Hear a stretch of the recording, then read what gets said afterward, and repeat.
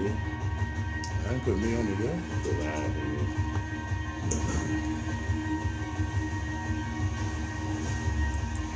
Poor connection. It don't come back in. Good technique. Thanks,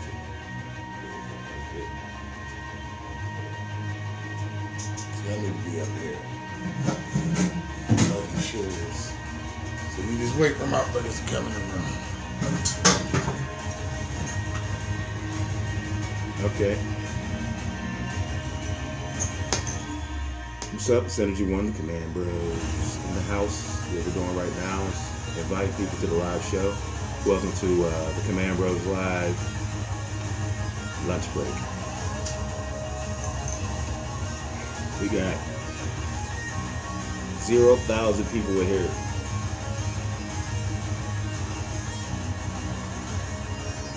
As we hit them up, today's topic, if you didn't know, it's going to be how to make your field and games more fun.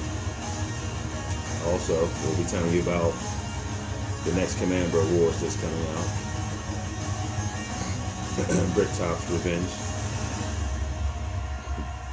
And of course, our guest from last week at P3 Paintball Park, the SAS. We'll tell you about their performance, the players, how they came equipped, what different equipment they used, and our overall aspect and opinion of the SAS.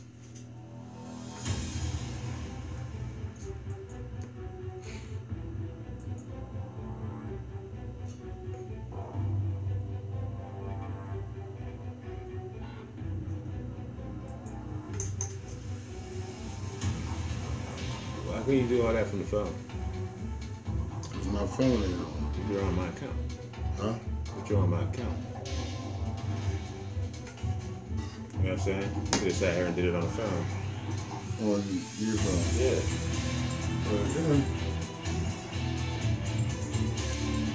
You got two people in the house. What's up? Let me see who this is. I have no idea how to know who it is. Oh, well. Tell me to type their name. You gotta type your name in if you come in to check us out so we can give you a shout out. Let you know we lost one. As soon as we get the road bed, we'll start. Right. Now, for some of you, it might be your lunch break, or you'll be going on lunch break. We hope that you guys are entertained. If there's any questions that you want to know about, if there's just anything that you want to get your mitts on, get a better understanding. Shout out to Hank in Preston County. We'll be there to help you the best we can. Big shout out to Hank, Preston County Paintball Park, West Virginia. Excellent field to play on, up on top of a mountain. There's a lot of terrain. If you're into woods ball and you like the whole, stalking your opponent, this is a well-developed field for you. Check it out. If you're in the area or if you're close to the area, hit them up. Preston County Paintball. All right, check it out. So we got two people in the house. That's good enough for us. I hope it's good enough for you. So we're gonna run out a couple things that we did this weekend.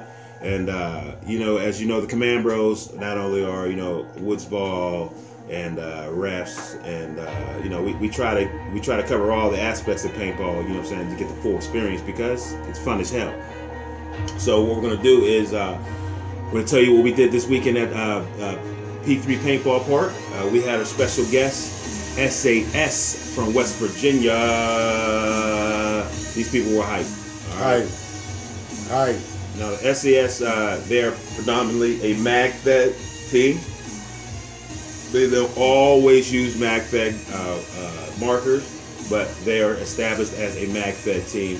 And when they go out to play, they go out to play. They came to our park, and because they were here, we did a attack and defend. We call it siege. SAS against the Legion of Command Bros, and they actually held the castle for 10 minutes. Now, on the better, or should I say, the side of the Legion of Command Bros, They didn't necessarily get the full force of Legion of Command-Bros because they usually don't come until like normally after 12, and we had to get this siege done, you know what I'm saying, before then. But I'm just trying to be fair.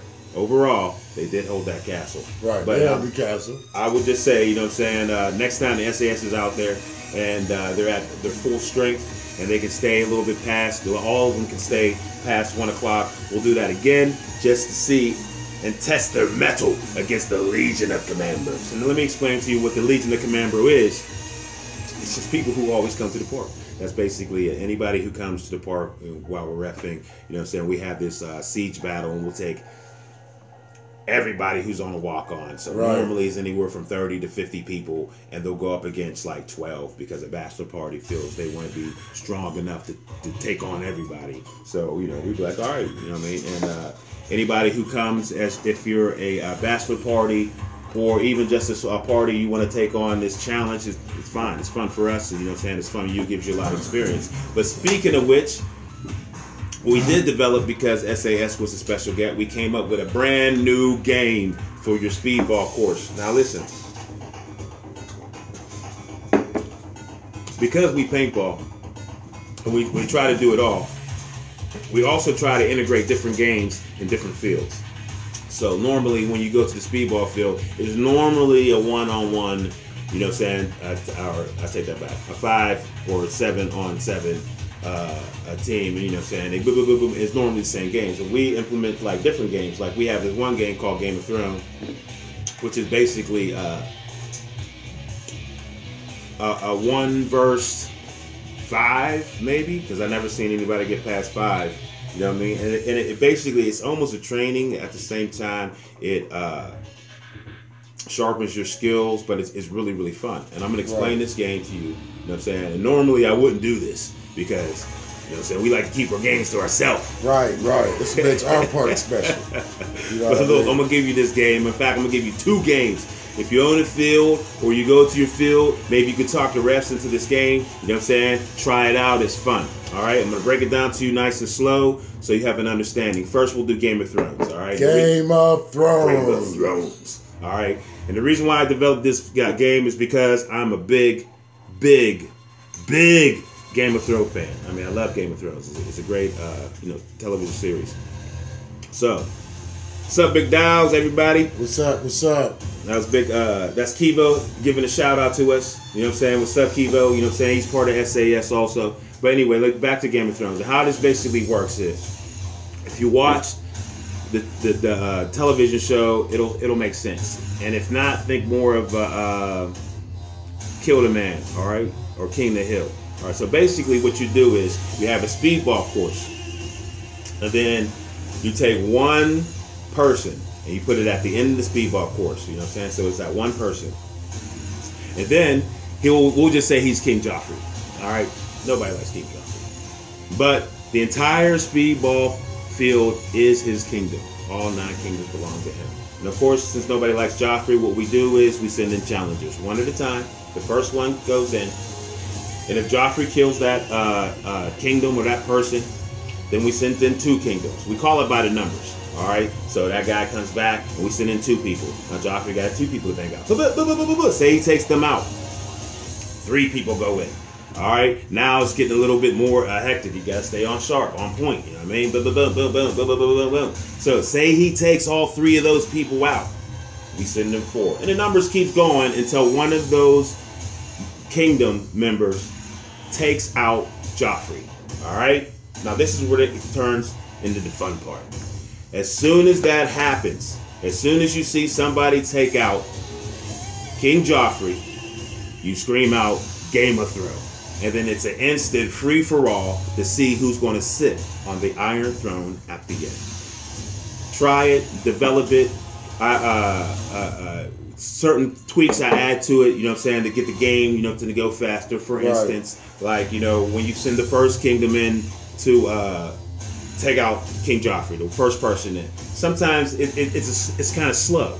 You know what I mean? And, you know, it's the guy, whoever's the king, might be hiding in the cut, or he's trying to do all this, that, or the other. So I'll scream out ally. If I yell ally, that automatically sends another kingdom in to take out Joffrey. See, now you're speeding it up. And if it's still hide and seek, then I send an ally. So now it's automatic 3-on-1. So Right. somebody has to take out King Joffrey. Now, the thing about it is, you know this is Game of Thrones. And if you watch the TV show, it's a very cutthroat television show. So even though you're allied with this guy, at this point, we're trying to take out the king, instantaneously you become an enemy. So you have to strategically think, all right, I'm an ally, I got to take him out, and I want the throne for myself. But I don't want to be standing right next to this guy who's going to stab me in the back. He's going to stab you in the back. He's going to shoot you. He's going to shoot you, all right? It wouldn't be Game of Thrones if he didn't. Once you start developing, you get it, you know what I'm saying, tweak it to best fit your field, this, that, and the other. It's a spectacular game for walk-ons and for your speed ballers, because I don't know if your field's like our field. Normally on certain days they'll come in and they'll practice during the day, this, that, and the other. But a lot of guys will stay after and play, you know what I'm saying, with our walk-ons and stuff. And this gets them, they always want to speedball. So, you know, so they love being like at the end, I'll be the king, you know what I'm saying, because they love the challenge, such and such. And it makes your walk-ons more comfortable because they're on a speedball course and they're out there and it's not that bad, you know what I mean? All right, so that's Game of Thrones. You can check that out, try it out at your field, you know, tweak it to your best, you know what I'm saying, judgment to fit your field so everybody has fun. All right, now with this weekend. All right, bro, we'll holler at you later. All right, Kivo. This weekend with SAS, because we wanted speed, a lot of people ask, we want to get on the speedball course, you know what I mean? But it was just too many for Game of Thrones. Game of Thrones, I usually play with like 10 or 15 people. You know, that way you can have one person at the end and you can just, you know, saying 2s, 3s, everybody gets to play at the same time. It's sort of repetitive. Somebody dies, you know, switches up. It's kind of fun. But we had so many people for the SAS, and, you know, we couldn't do Game of Thrones because just too many people. Too many people. A lot of people wouldn't even get to play or be the king. So what we did was we switched it up. We got this new game called Survivor. Or Survive. Survivors. Yeah, Survivors. Right. We're still working on the name. Yeah. But we got the idea of the game. Exactly. Because we ran the game down. And basically, it's almost like the Game of Thrones. Almost.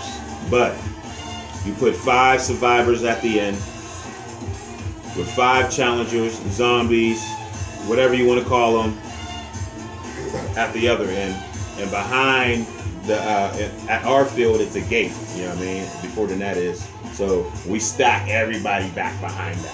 All right. So maybe there's like 20 or 30 more people back there. And then we say survive, and it's 5-on-5. Now the guys at the end. Now when we first, it was more than 5-on-5 when we first ran that. It was like 7-on-7. It was No. It was like 30 people back there. 30 people back there, but the survivors, it was like almost, maybe about 8 of them. What? Yeah, it was a lot of them down there. That was the second time we ran. That's when he was holding them, and we kept sending. Yeah. All right. When we first started it off, it was 5-on-5, but people wanted to be the survivors, so we upped the number to like, I think it was 9 people down there. Right. It was like 9 people. All right. And the second match was dope. So either way, what you do is you put your numbers at the end, 5 to 9 people, you know, enough for them to cover the end, and then you set the same amount of number, the opposition team to go against them. All right. Now, once they start going against them, as the zombies get picked off, you automatically replace them, but you double them up. All right. So like, if I had 5 down here and have 5 down here, this guy gets shot out, I'll say 2. 2 guys will replace him, all right? And then if these guys are really whooping them, you just start sending them in, you know what I'm saying? It almost just gets crowded. Now, what's going to happen is that usually we put our speed ballers, when I say speed ballers, is the guys who, that's what they do, you know what I'm saying? They're speed ballers, period. All right? We usually start off with them because, you know what I'm saying, they're used to fast reputation, such and such, and plus it's the only time we'd be like, yeah, you can shoot like a regular speedball game. They're like, what? I'm like, yeah, but we're going to send people at you. So it's almost a training thing for them because it's a constant, you know what I'm saying, communication thing with them. Right. But with the zombies, man, oh man, they learn. They learn that You can't have 3 people behind a bunker and not expect to get hit. You know, you have to move up and think of a way to get these guys, because they are chopping them down. And there was like 30 people. So as soon as one person went down, we'll send in more people. And that person that went down just went to the back of the line. So it was just a constant. You know what I mean? And people were like, "Whoa," you know what I'm saying? What's up, Big Mike? So they're like, "Yo, man, at first it was decent. We can handle it. Then we just start getting overrun." Now, this is the trick to it. First, they got to survive for 10 minutes. And when I say 10 minutes and they have to survive, the speedballers only have 1 life. They don't get to respawn in. The zombies just keep coming. So it gets down to like 1 person taking on like 15, 13, 12 people, because, you know, everybody poop, depending on how good you dug in. It was an excellent game. We definitely are going to play it again this weekend at P3. Right. So if you want to come try it out, if you're in the area, we'll be there. Kind of Pittsburgh Paintball Park, Outerwood Road, Pittsburgh, Pennsylvania. Come check us out. It's on the shirt. It's on the shirt. I hope it's switched when it goes back. Yeah, it'll be switched. Will it be? Yeah, it'll be switched. See, look. I don't know. Yeah, I'm showing it now. Yeah, it is. Yeah, it's switched. All right. Yeah. All right, so. And that brings us to refs making the game more exciting at the field. Okay. You know what I mean?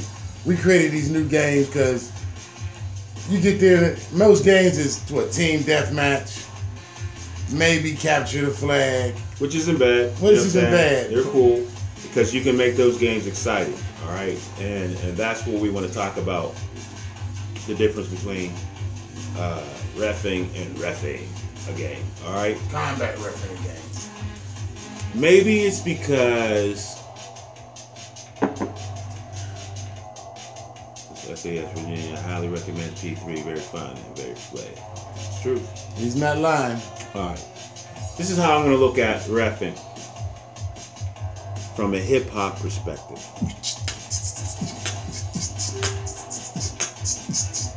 When you are a ref, you are the MC, the master of the ceremony. All right?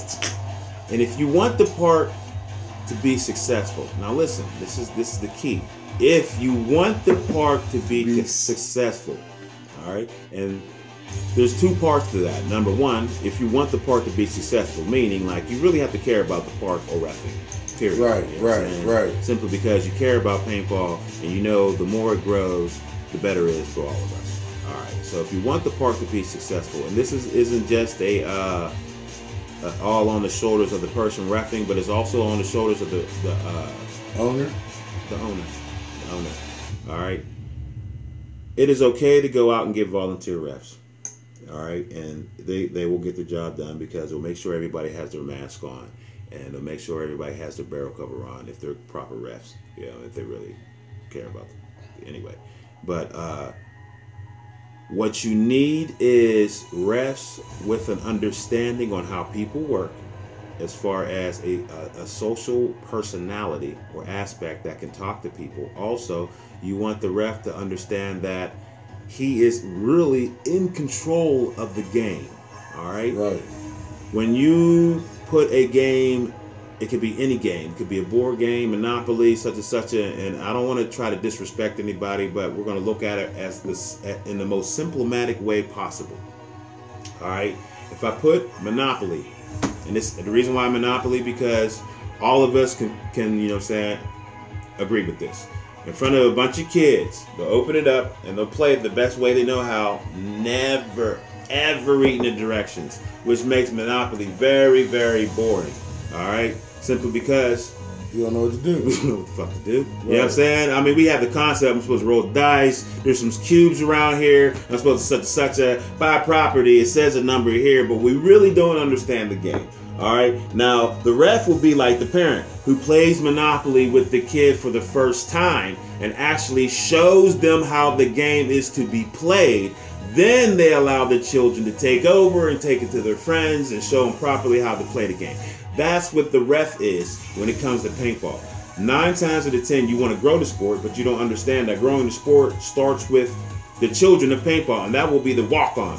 All right, the person has no idea what they're doing. They just came because they heard it's cool. They always wanted to go paintballing. Right. You know what I'm saying? They might have watched a couple videos, this, that, and the other. But when they get there, there's really no instructions other than don't take your mask off and don't remove the barrel cover.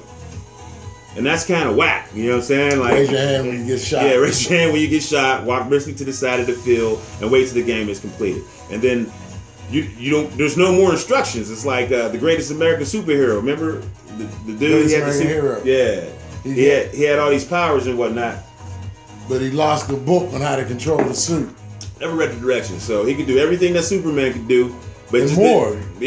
More. But didn't know how to do it. So like when you shot bullets at him, he was like, oh, instead of like this. When he flew, he wasn't like, shh. He was like, oh, because he never read the directions, which makes it kind of corny to be a superhero. You know what I'm saying? Right, and that was the whole aspect of the show. Like he was like, the suit is more trouble than it's worth, and we don't want our walk-ons or any player, you know what I'm saying, whether experienced or a beginner, to feel that way. And the way you do that outside of the scenario games is the ref. So picking your ref is very important. You know what I'm saying? You want to get somebody with personality and understand how people work and understand how the game is played. Now, when I say how the game is played, what makes the game exciting to you is very personable to you. All right? But at the same time, everybody has those same feelings, just on a little different frequency. All right? And what you want to do is just convey that chord that everybody is still chiming on and be like, you know, this is how to play it. All right. So you want to instill that excitement into the game. And you normally, you know, the game is exactly what it is until you play it. It's all imagination. You know what I'm saying? We have countless players going in there saying, oh, man, I'm going to do this. I'm going to do like that. You know what I'm saying? I'm going to be crawling on my elbows, such. And then none of that happens. They get to the top of the steps and be winded. Like, whew.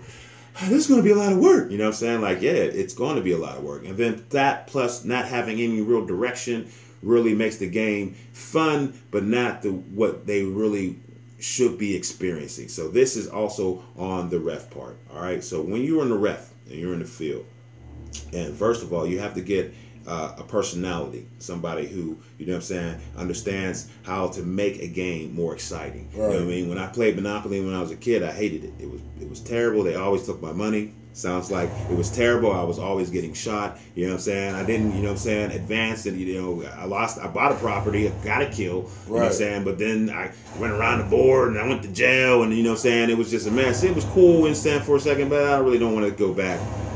Because, you know, the only other feeling I get other than what I just explained was pain.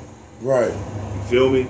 But when I played it when I was adult, it was dope. You know what I'm saying? I was paid. You know what I'm saying? I knew exactly what everything meant. I knew, you know what I'm saying, how many times you had to go around before I buy property. I knew how to, when you bought property, you know what I'm saying, what you had to do to get houses. Like, whoa, you know what I'm saying? It was real business. Like, I understood it then. Somebody explained it to me. Actually, it was the directions. I actually stopped and read the directions. There are no directions for paintball, but the refs. The refs are the directions of the game. So when you're out there reffing, you have to convey the game like you want it to be played. All right. Right. Be a maestro. You know what I'm saying?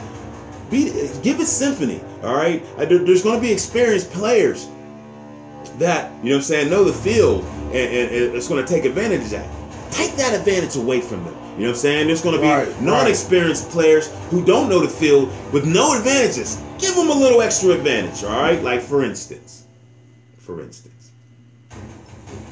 An experienced player would technically go to the same 3 spots in the field where he can capitalize on the most kills that he possibly can. Simply because that makes him feel good. All right? That makes any paintballer feel good. All right? Knowing this, we have to take this advantage away from him because we know walk-ons will continuously walk onto this trap simply because they don't know the field. Right. So we discourage them with wordplay.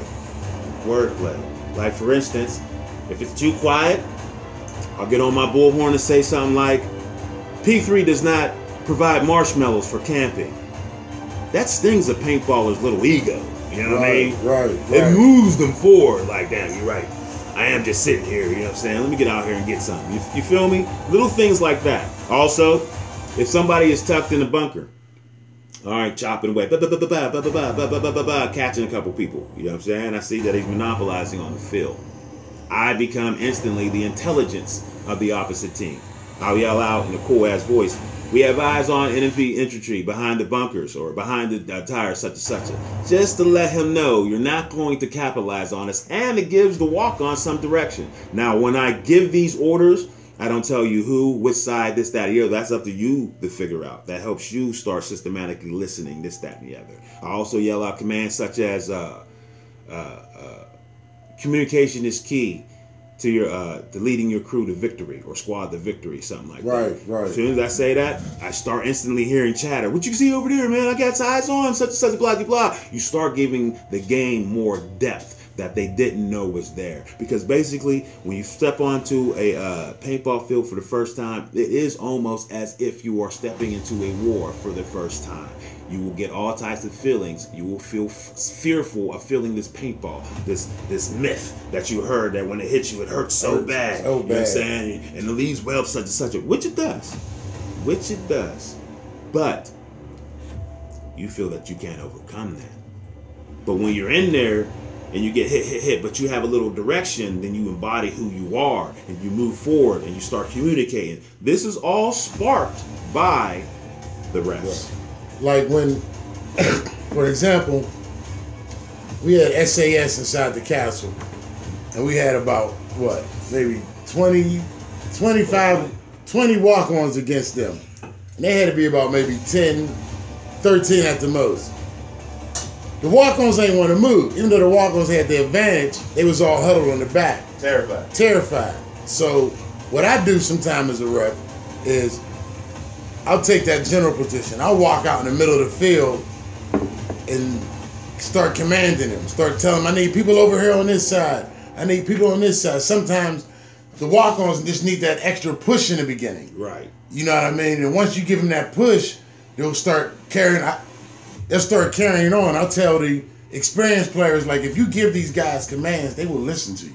Right. You know what I mean? Right. Because they're already looking at you like you're a superhero anyway. Right. You got all this equipment on, you match. You know what I mean? You might have never played the game ever before in your life. Just all your gear matched. You know what I mean? That's enough. That's enough. As far as they're concerned, you're the leader. So if you want to build your character, just don't build it just because you want to look cool. Understand that you will automatically take the leader position. Right. To a lot of walk-ons when you get in there. Like just last week, I had one of our newest members. They're forming their own squad. You know what I'm saying? They're coming together nice. You know what I'm saying? They're called the Fist, and they were out there banging, but they were shooting with. They had like a group of walk-ons, and both sides had walk-ons.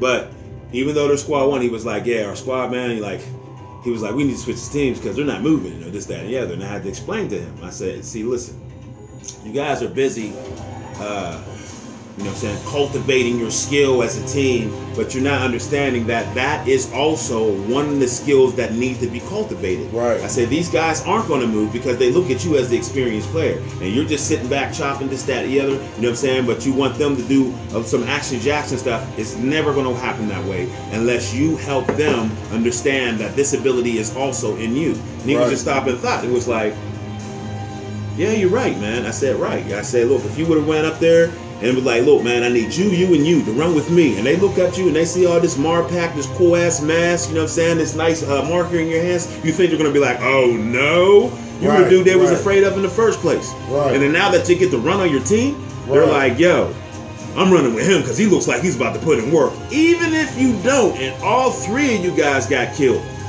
they could say that, look, man, we ran out here and they have a cool ass story, and to them, it was impossible odds that you guys still try to get out there, you know what I'm saying, and do. So you always want to encourage, like, the teams developing in your paintball world. And I'm talking about the refs. You have to notice everybody. Just don't be there just the ref. I mean, don't get me wrong.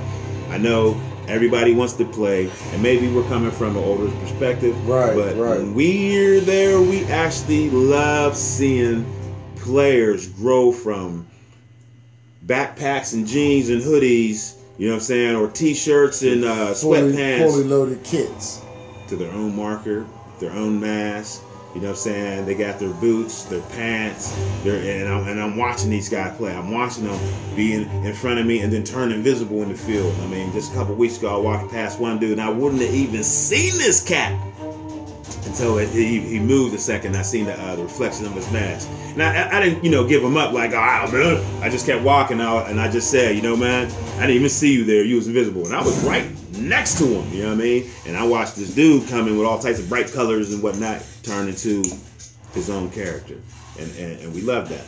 But we want to spread the wealth and help you develop your field the best way, because basically being a ref is more than just being a ref. It's almost like being a mentor, for real. If you do it correctly. Right. How many times you're on the field and they're like, ref, something about my gun, this, that, and the other. Or, ref, how come Ref, you're the go-to guy or girl. You know what I mean? And then when they give you a marker, this, that, the other, they expect answers, and they want you to be more, sincere when you give it to them. You know how many times I done broke a marker down in the middle of a firefight, right? Fixed it, then gave it back to him, like, all right, get back into the fight. Right, they feel good about that. Right, you know what I mean? Right. They feel good about that. If anybody got their back out there, the ref got their back. Ref, my marker won't shoot. And I give them, the questions like, did you put anything in the marker? Right. That's the first thing we asked them, like, look, you're not going to get in trouble. Did you pick something up off the ground? I might have picked up a couple paintballs. I always get no. I said, no. You didn't put anything in this hopper from the ground. Nah. Everything. Then I open it up. There will be this balloon, marble size paintball in it. And I'll be like, see, man? I mean, honestly. But dude, like, well, but either way. You know what I'm saying? You're the go-to guy. You're the mentor, and it's up to the paintball park. Also, when you hire these refs, I mean, you want numbers and refs so everybody can be safe, but you also want a mentor mentality on at least 2 or 3 of them. You know what I mean? Just so they can guide what's going on. The refs should be socializing with the people, making sure they have a good time. The refs should be directing them more into the world of paintball. Because think about it, even if they direct them, what? There's a great paintball over here. This is the part that opened their eyes. This is the part that's fun, you know what I'm saying? He told us to try this out, and that's basically as a comparison, you know what I'm saying? And that just gives us more options. But this is where we like to go because they care about us, you know what I mean? So when you get your refs and when you play your games, refs, you need to take control of your games. I mean, I don't know exactly how most parks do it. The way our system is, we have several fields, we have several refs, and we don't expect all the refs to do the same thing, you know what I'm saying? That's why we're here. But in order for all the parks to be competitive, you need to look at your ref system, you know what I'm saying, and start having an understanding of what it needs to be to help move that park and generate more fun to have people come to it. It's not really the games, it's the refs reffing the games. You can play capture the flag all the time, but if you put a little spice on it, you know what I'm saying, the person still has the same ability of capturing that flag. Like we pop smoke at our games. Right. Yeah, we pop smoke. You know what I mean? Like, and it sometimes it blows the walk-on's mind. They be like, man, who's throwing smoke? And you look over and it's one smoke grenade. One smoke grenade. I'm sitting over there. One smoke grenade enhances the game so much, especially if you get a nice breeze out there. Pure excitement. And it fills the whole woods up. You just hear the shooting increasing. I personally recommend the white smoke grenades more than the color smoke grenades, simply because the white smoke grenades, they get foggy. You can't see straight through that. But the color smoke grenades are fantastic. They love them because the big colors that come out, the blue ones, the red ones, Enola Gay. You know what I mean? You gotta smoke them. But I love the Enola Gay white ones. My favorite are the most effective. But either way, one smoke grenade in the game, here and there, blows up the excitement. It gives it more of that feel that they were looking for. So, you know what I'm saying? Don't sell yourself short or stingy by adding a small piece of additive to the game that will have a greater impact than gives you the feel, and my fave, the smell. Right. See what I'm saying? You know what I mean? I mean, it's almost like a freebie. You know what I'm saying? Because everybody buys smoke grenades, but how many of them really throw it at the most effective time? We know exactly when it's a good time. Right when it's throwing a smoke grenade. Ooh, smoke out. That's what we yell out. You know what I'm saying? Or grenades. When you throw a grenade, you hear that pop? Yell out, grenade out, no casualties. Or, you know what I'm saying, he's hit, you're out. You know what I'm saying? Little things like that just to give it a little more excitement. Even when you see a player get multiple kills, acknowledge that. You know what I mean? Like Rampage. Mm-hmm. You know what I mean? Executioner. Right. Normally, when I ref, I normally ref by ear. anything on my side of the zone, I'm looking forward, you know what I'm saying, making sure the game is running smoothly, everybody is playing safe, nobody's overfiring, but I really have to listen to, you know what I'm saying, what's going on. That's how I throw commentary throughout the game. So like if Brick is in a playing with his friend and he sees, like, I see somebody over to the left, I'll hit that same exact information over the megaphone so his entire team's hearing it. The other team will hear it too, but they have to figure it out if I'm talking about their left or his left. But hopefully his team, you know what I'm saying, reacts, and it's almost like intelligence. Or if I hear somebody gets out, I'm out, I'll give them the sinister laugh, the command bro laugh, and say, nice shot. And you wouldn't believe how much more energy or energized the player will get with the small acknowledgement of that. You know what I'm saying? A player takes 2 or 3 people out, you know what I'm saying? Double combo, hat trick, you know, different things like that. Brings them all to the pinnacle of what paintball is meant to make you feel. I agree. That shit was dope, what I just said. See that? Alright, what's up? We got half an hour in, 2 beers in. Right. Anything y'all want to talk about? You know what's on your mind out there? It's always saying poor connection. But I'm looking at it and it's not really. It's just see it skip a little bit. Yeah. Alright. You know, what's going on? What everybody do this weekend? Check it out. Before we even go into that, there's been a small cry for payback. Payback. Yeah. There's a couple of our players at the home field that feel that they want to respectfully reestablish the entitlement of Scenario King at P3 Paintball. So, what we're going to do is bring it back. Bring it back, baby. Bring it back, baby. It's coming back. That's right. The next Scenario game at P3 Paintball is October 29th. Command Bro Wars. Command Bro Wars. Bricktop's Revenge. Fallout. Not the game, but like we're Falls falling out again. Right. Or it's fall time. You know, like falls out. Yeah. You know what I mean? You know, Fallout. Command Bro Wars Fallout, October 29th. This will be the time the Immortals are able to show what immortality truly is supposed to be. Means. When the assassins know that the truth. We will bury them in paint. No such thing as an immortal. We will bury them in paint. To the assassins. We will make it rain. We will cover the sky. It doesn't matter. Because our shield shall protect us from his rain. Yeah. Which one are you going to have, SA? Well, see, that's the whole. See, that brings us to the draft. Exactly. Hold up. See, he's even breaking it up. This is why you know we're going to win again. And I don't even have to split my wig. You know what I'm saying? Shed blood this time because I got him. He had to give a sacrifice to win. The boy think he's tight. You know what I'm saying? His whole style is chump. You know what I mean? Right. Your style ain't worth the bite, punk. Oh. Dirty diapers. Dirty diapers, baby. Son. Straight dirty diapers, son. So check it out. Because me and Brick have a lot of affiliates that a lot of them are my friends that just pretend like they're Brick's friends. Right. We don't want to. They don't want to hurt my feelings. Hurt his feelings. So because of this, but people just actually met him. You know what I mean? And that's how dynamic my personality is. He got. You know what I mean? He keep trying to steal my friends. Because all the important people know me. You know what I'm saying? And how many of y'all just got a friend request from Sire? Or how many of y'all just sent Sire a friend request? That's right. So listen, because of this dilemma between us, Command Bro Wars are always drafts. Right. That instills the whole understanding and embodiment of the family feud, to find out exactly who is the nicest, who is the roughest, to work out the tweaks, the known weaknesses within the regime. Capitalize. Or be capitalized upon.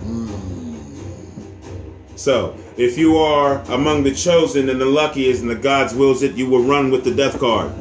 Or if God wills it, you will run with the immortals. Or if you are to be chastised and taught a lesson, you shall run with the immortals. You must be. That's why they're called immortals, so they can be revived, so we can smash them again. The assassins. That means they're like change. You can just use them as you please. Watch this. You know I'm gonna turn what I mean? myself. This is how dope my camouflage. I'm gonna turn myself into a bear model. I can do anything out here. You should go get the special guest. No special guest. No special guest. No today? special guest. No special I should get guest. the special guest. No. See, you drinking too much. If I get 2 likes, we'll bring the special guest in. No, listen. Check it out. This is how it's gonna go down. This is how it's gonna go. Go back to the real shit. The draft. The draft. All right. If you were a part of the Command B.R.O.S last time, you understand exactly how the draft is. We have what's it called? A paintball caddy. We fill it up with a specific number that is even to the many people that you bring, and then we have you pull out of it. If you receive one of these chips, excuse me, the Death Card Assassin winning chip, then you will run with the Death Card. The Immortal Gods winning chip. The Immortals or the Assassins here at P3 Paintball Park. That's right. I think we should get new chips. New chips? Yeah. You want your name spelled right on? Where's the That's camera? my name. See that? Right. See that? Either way. So you'll pull one of these chips out of the joint, right? But you get to keep. Yeah, the chip's yours to keep. Chip's yours to keep. And it's made out of real something. So, see that? Yeah, it's real. Put teeth marks in it. So look, you get one of these chips, and now we'll assign you the team that you're on, which makes this cool that way. That breaks up anybody who comes with, you know what I'm saying, their own little, like, you know, we only run together, and then they'll be like right, all mad. You know what I mean? So that means SAS, y'all won't all be on the same team. That's cool, because you know what I'm saying. I don't want them running together anyway, because they're kind of like a problem, kind of aggressive. You know what I mean?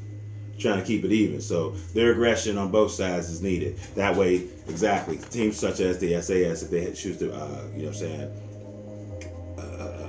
come to the Command B.R.O.S, which we hope they do, then, you know what I'm saying, then, wow, they'll be split up amongst it. It'll be the luck of the draw. It won't be any favoritism. You just put your hand in the thing, pull it out, boom, run with the bros. Either one. Either way, you running with the bros. Right. The you know what I mean? props you can run with the winning bro. You can run with the losing bro. Things you have to get, such and such. It would be a continuous game.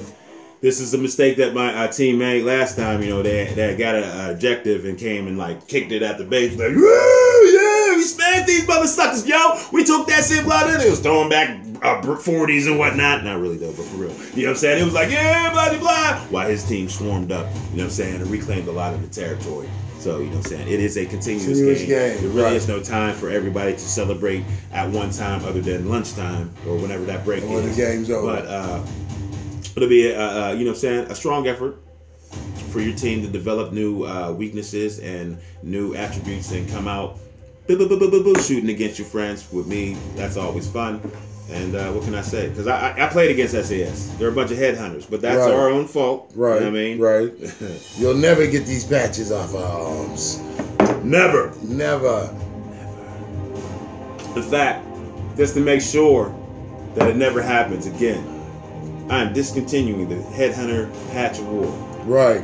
The Headhunter Patch Award. So if you got one, you are special. And if you shoot me in the head afterwards, you get nothing. The shot back. All right, let's see what else we got to move on. What we got in the book? What we got in the book? This is the magic book. This is the magic book. All right. Better your game. SAS, our games. Now 3 years of paintball. Now is your time. What do you want to learn about? Last time I told you guys about scopes. All right. If you remember, you watched the last one. I tell you exactly what to look for if you wanted to get an effective scope while you are wearing your paintball mask. And Kill House Weapon System sells scopes. Check them out. But if you want to know about anything special outside of that, I'll go on to the next topic, which I will make up from the top of my head. It could be anything. Anything. It could be blind unicorns. But it's not going to be blind. Lesbian barbarians. It's It's not going to be lesbian barbarians. Oh, okay. I don't see that being beneficial to anybody. To me? All right, look. Let's talk about one of my favorite things. What is that? Camouflage. I love camouflage. Camouflage is everything to me. Camouflage, all right? This will go into a later subject, building your character. But let's talk about some camouflage. What camouflage should you get? Right. What camouflage is best for you? How does camouflage work? You know what I mean? Well, I could go upstairs and show you a whole room full of camouflage. And when I say room, I'm talking about a small closet. All right? And camouflage is a big thing to me simply because it gives me more strategic advantages depending on the area that I'm at. You know what I'm saying? And I was always thought whatever field that you're at, you want to wear the camouflage to best fit that field. Right. Okay, like for instance, if you're at Living Legends, ACU actually isn't a bad camouflage for Living Legends. If you want to be in the town area. If you want to be in the town area, you know what I'm saying? A lot of the buildings are gray, brown, and the paint is white, so therefore it comes up all right. Also, if you use ACU for, my favorite game in the world is Ion. It's not a very bad camouflage for Ion either, simply because Ion's woods are a lot more gray than you would think brown. And because Ion uses white paint, it looks like ACU when you step up next to it. So Ion's not a bad field to have ACU. Will ACU be effective in all parts of Ion? No, but Saying battery.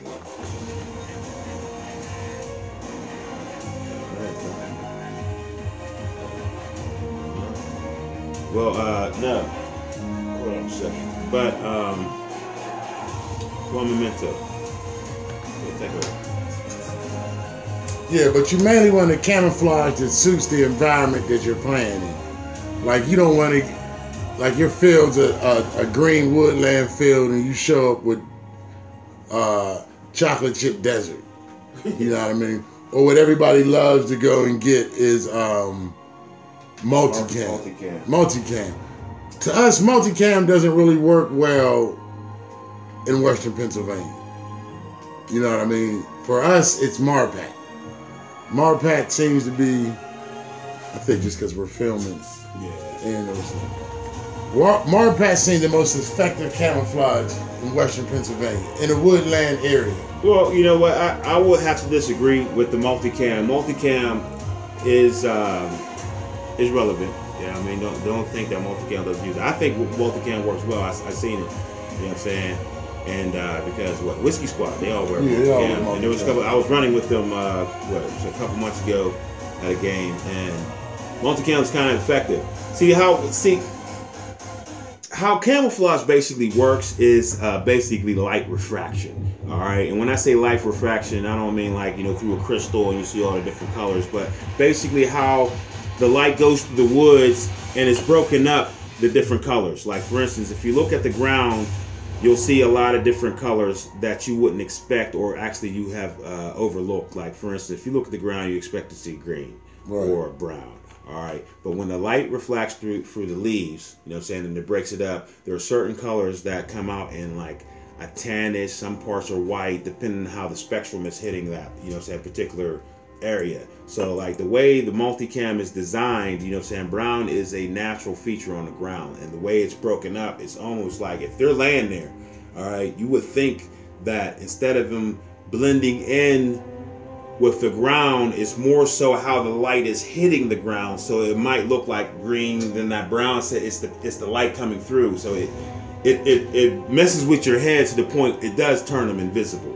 Now the the Marpat, which we use, is the same exact issue, but it's more of looking directly into the woods, like straight forward. So when you look straight forward into the woods, you have the green leaves, you have the black shadows, and then you have the tan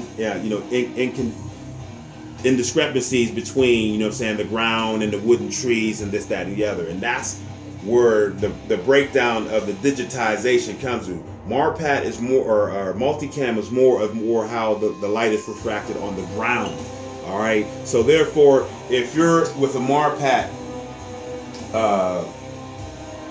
camouflage, all right, and you're sitting behind a lot of foliage and greenness, this, that, and the other, the way that your eyes will pick up that digitized pattern is almost like the light refracting through the forest. So it'll be black patches, green patches, and some of them will be tan, will be like, you know what I'm saying, the different wooden areas, this, that, and the other. And the breakup almost look like layers of shadow, all right? Now, if you're using multicam, it's the same principle, but it's more of the breakup looks like the way the shadow is on the ground. So if you're next to a tree and you see that breakup and you're still, it'll almost look like, okay, the light, that little bit of that tree is a little bit lighter than the breakdown of the wood, but it's broken up so away so it looks like that tree is extended, and those are just shadow implements of the light refracting off through the leaves, you know what I'm saying, such and such. And so it does work.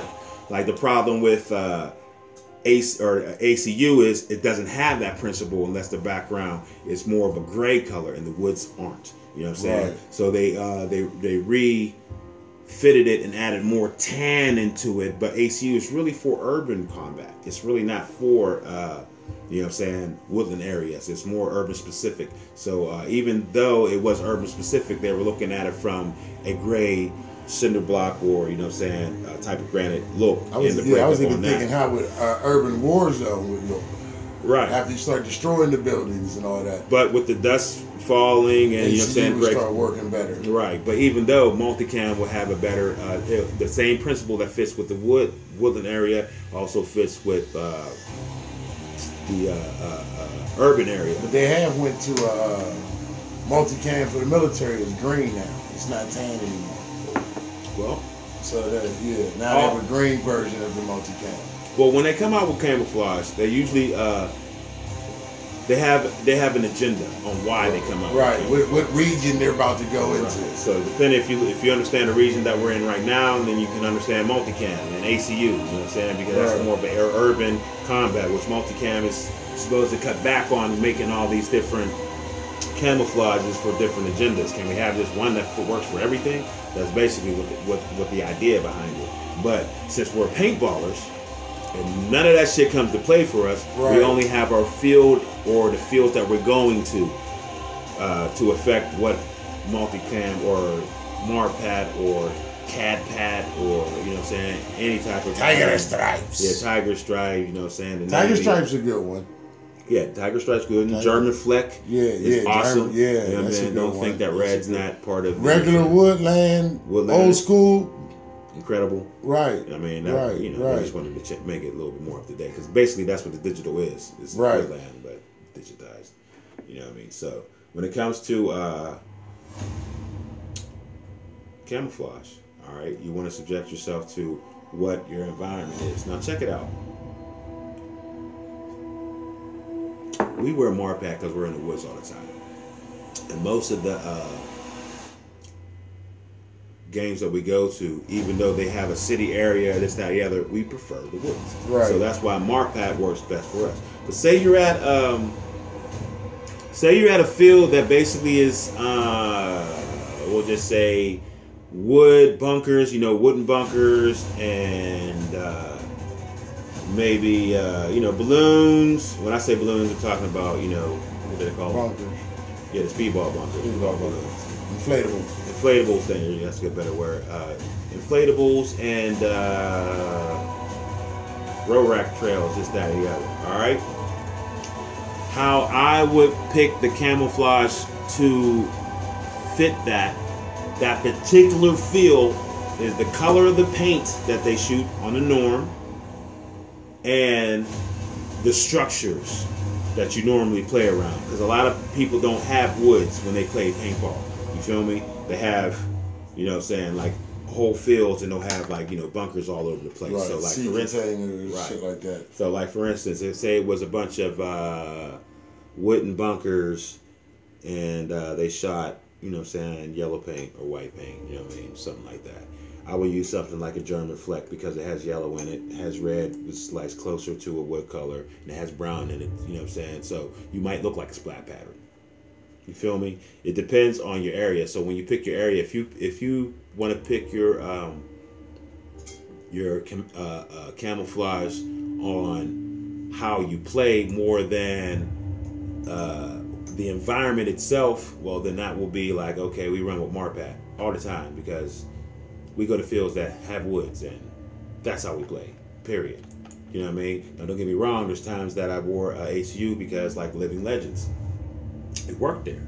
You know, if you look at one of the videos, you'll see me stoop down by like the castle. You see it fits very well with that scenario because the city was basically gray, almost matched it. The paint they did shot was white, basically it was the same pattern in there, and I had a little pots of tan. So at certain points, it could make a reputable camouflage, just trick somebody for a half a second before I shot. Boom. You know what I'm saying? But normally when we go to the fields, we love the wood. So, you know what I'm saying, we always wear Marpat. And that's the color that we run because they're the most effective for how we play. But when you go to a field, camouflage doesn't necessarily means military camouflage. All right? It could be a regular shirt and some shorts. You know what I'm saying? If you match the bunkers in the area and in the environment, it becomes camouflage. So, you know, always keep that into the back of your mind. What else? Boots? Did you say boots? Boots. All right, who's the one person in the room watching us? I'm going to say boots. Nah, you can't see from there. Okay. We can't see who's watching us. But either way, we got 4 minutes left. I hope you guys enjoyed or learned something or can take something from us. Right. Or anything to help your field becomes better, because we want to come to your field, we want to check it out, we want to enjoy yourself, and we want to help you make it the most enjoyable field in your area. All right. So, any last thoughts? You got it, and your thoughts got to be like 4 minutes long. October 29th. October 29th. Command B.R.O.S 2. Bricktops Revenge. Fallout. Be there, be square. It's on a Sunday. And the reason why we made it a Sunday is because a lot of people couldn't come to the first Command B.R.O.S. It was on a Saturday. So we only thought it was fair that Command B.R.O.S, Fallout, Bricktops Revenge be on a Sunday so we can get everybody into a more all-inclusive game, right, you know what I'm saying? Right, and make it even more spectacular when I rain destruction upon the immortals. You know what I mean? So everybody can see the assassins lose. You feel me? Not just the ones on Saturday who can't get off. And maybe this time I'll keep all the blood inside of my body instead of outside of my body. Right. That's going to be a goal for me. For the ones who played last time, the fields will be reversed. Right. Exactly. So there's no discrepancy or saying, well, you know, we had the shitty spawn area or such and such, which we did. But we're going to switch sides this time, just like it would be regular rec ball, but the entire field is open. For your more discrepancy, props.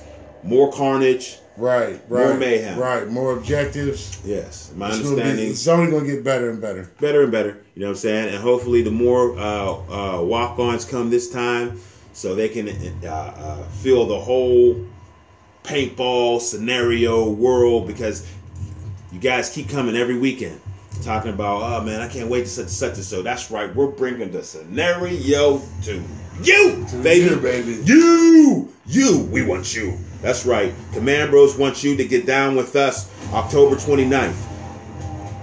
Are you ready for the Command B.R.O.S Fallout, Bricktops Revenge? Be there. Or be lame. Man, what else you got to do Sunday? You can look at some old football. You fall asleep on the couch. Hey, listen. You can go to church. You fall asleep in church. You can choose not to come, which is fine. But we want you to have a good time. Right. We want you to find the inner warrior in you. We want you to be part of the Legion of Command Bros. Legion of Command Bros. Come October 29th. Test your mettle.